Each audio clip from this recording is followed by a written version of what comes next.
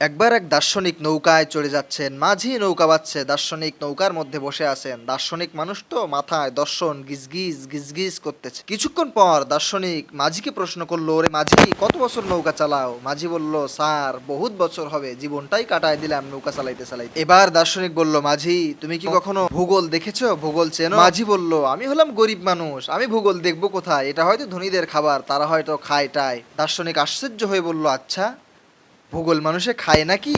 তোমার জীবন তো চাইরানাই মিছা। মাঝি দাঁতগুলা বের করে বললে, স্যার হইতেও পারে। এবার দার্শনিক বলল, আচ্ছা তুমি কি দর্শন বোঝো? মাঝি বলল, স্যার খামুখাই শরম দিচ্ছে, আমি দর্শন দেখিও নাই খাইও নাই, এটা হয়তো ধনী মানুষের খাবার, তারা হয়তো খায়। দার্শনিক বলল, বেটা বেউকুফ, তোর জীবন তো আটানাই মিছে, দর্শন মানুষে বুঝি খায়? কিছুক্ষণ পর দার্শনিক আবার বলল, আচ্ছা মাঝি তুমি কি ইতিহাস চেনো? মাঝি বলল, স্যার এইবার একখান কথা বলছেন, আমি খাইছি তার সাথে কিছুটা মিল। বাপ গরিব মানুষ ছিলেন, কিন্তু শীতের মৌসুমে মাঝে মাঝে পাতিহাঁস জবাই করে খেতাম, আর বিয়ের সময় শ্বশুর বাড়ি থেকে রাজহাঁস জবাই করে খাওয়াইছিল, কিন্তু ইতিহাস তো খাই নাই, ওইটা কোথায় পাওয়া যায়? দার্শনিক বলল, বেউকুফ বেটা, ইতিহাস আর পাতিহাঁস বুঝি এক?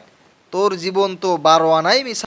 কিছুক্ষণ পর আকাশে কালো মেঘ ছেয়ে গেছে, নদীতে তুফান সৃষ্টি হয়েছে। মাঝি প্রশ্ন করলো, দার্শনিক সাহেব সাঁতার জানে? দার্শনিক বলল, না রে মাঝি, সাঁতার তো জানি না। মাঝি বলল, দার্শনিক সাহেব, ভূগোল দর্শন পাতিহাস এই 3 সাবজেক্ট মিলে আমার 12 আনাই ফেল, কিন্তু 4 আনা আছে।